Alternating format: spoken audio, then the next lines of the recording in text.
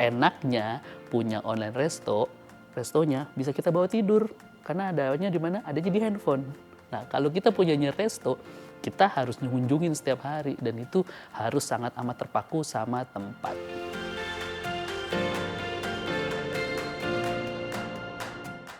Nama saya Gilang Mario Nugroho, milik dari Kepiting Nyinyir.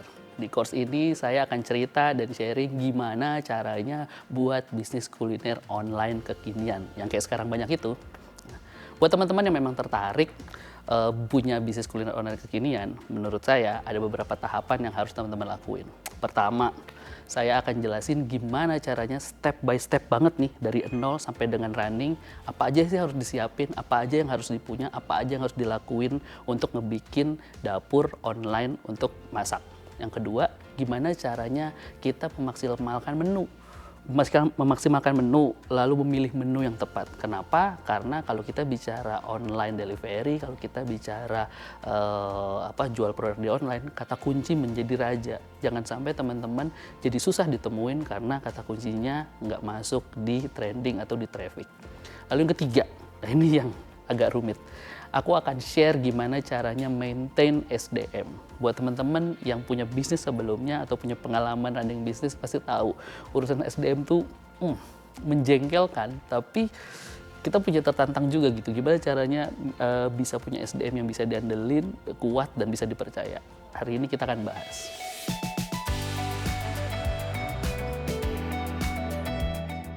Sebenarnya teman-teman harus tahu dulu alasan kenapa kok teman-teman harus memulai bisnis kulinernya online, bukan offline. Jawabannya cuma satu sebenarnya, karena investasinya jauh lebih murah kalau teman-teman runningnya online, bukan offline. Banyak banget turutannya. Sebagai contoh, kalau teman-teman runningnya online, teman-teman tuh nggak perlu punya budget untuk sewa tempat yang luas dan punya lapangan parkir. Kenapa? Ya karena yang parkir cuma ojol aja. Itu yang pertama. Yang kedua, teman-teman nggak usah pusing mikirin interior dan eksterior sebagus ini. Kenapa? Yang masuk dapur kita tuh cuman ojol gitu. Jadi buat apa kita punya tempat yang bagus? Kalaupun ada customer yang datang, it's okay kita punya beberapa spot. Cuma nggak harus segede biaya kalau kita bikin interior dan eksterior resto. Yang ketiga, biaya listrik. Teman-teman nggak perlu terbebani sama biaya listrik yang mahal. Lampu, AC, hiasan-hiasan di resto yang semuanya pakai listrik, nggak usah, lupakan aja. Kenapa? Di online resto fokusnya hanya untuk produksi. Yang keempat, biaya air. Nah, buat teman-teman yang sudah punya pengalaman, punya resto, pasti tahu biaya air tuh gede banget. Bukan cuma buat produksi, tapi kayak masa-masa sekarang nih, kita harus keluarin air ekstra untuk cuci tangan. Kita juga harus keluarin untuk hand sanitizer dan teman-temannya. Kalau untuk F&B online, menurutku nggak perlu gitu. Paling kita perlu nyediain hand sanitizer aja buat ojol. Lalu yang kelima, biaya karyawan. Apakah online resto nggak butuh karyawan? Pasti butuh. Tapi seenggaknya tidak sebanyak kalau kita punya restoran. Restoran kita tidak hanya invest di SDM yang basicnya adalah produksi, tapi juga invest ke waiters. Kalau di online resto nggak perlu. Kita cuma fokusnya di SDM yang handle produksi sama kasir. That's it. Yang keenam, ini yang paling penting, biaya sewa tempat. Sewa tempat kalau untuk bikin resto jelas ratusan juta. Tapi kalau kita niatnya mau buat online resto, kita pakai kontrakan bisa, kita pakai kos-kosan bisa.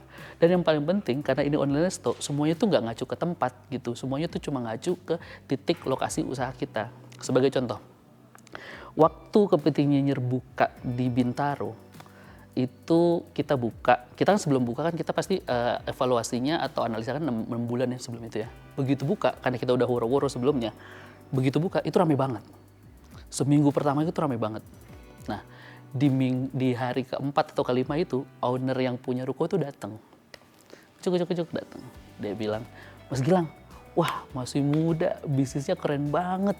Kayaknya tempat saya jodoh nih sama Mas Gilang nih. Kayaknya tempat saya hoki nih sama Mas Gilang nih. Soalnya sebelum ini ada 2 kuliner yang beda jelas. Itu nggak pernah jalan.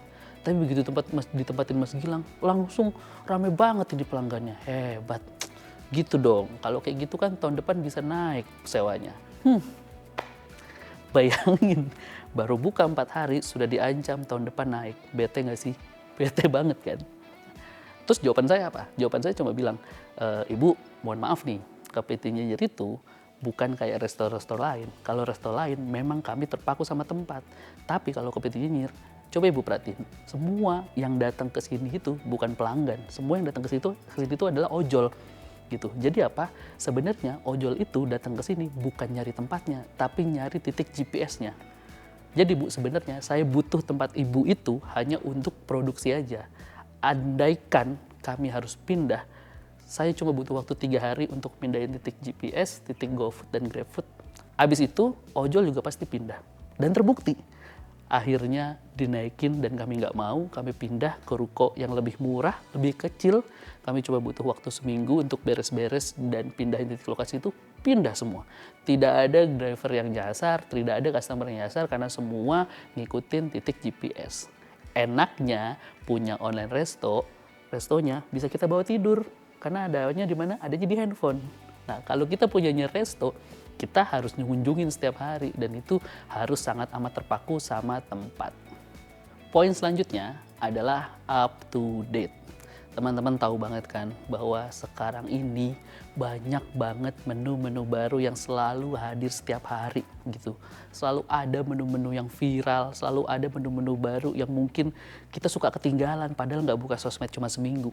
Nah, enaknya teman-teman punya bisnis kuliner online adalah teman-teman bisa dengan mudah nambah menu tanpa banyak pikir-pikir panjang.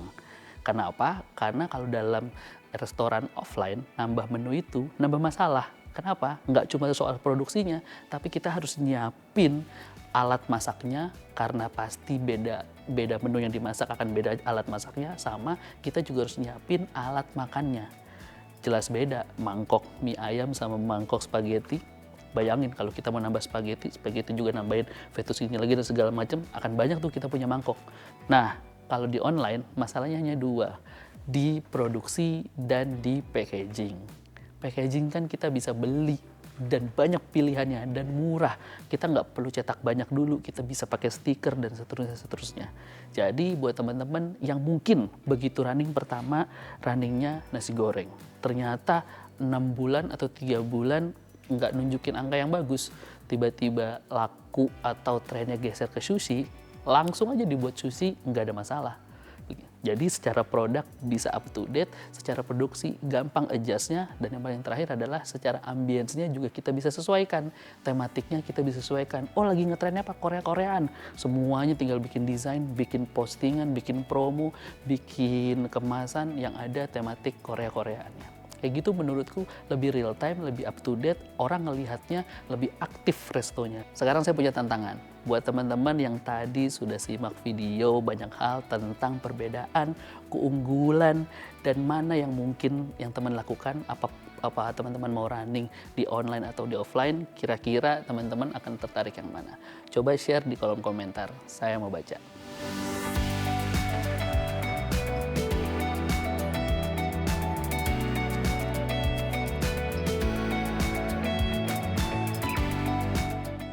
Di video selanjutnya kita akan lebih dalam ngebahas tentang step by step gimana caranya dan tahapannya bikin bisnis F&B online. Stay tune ya.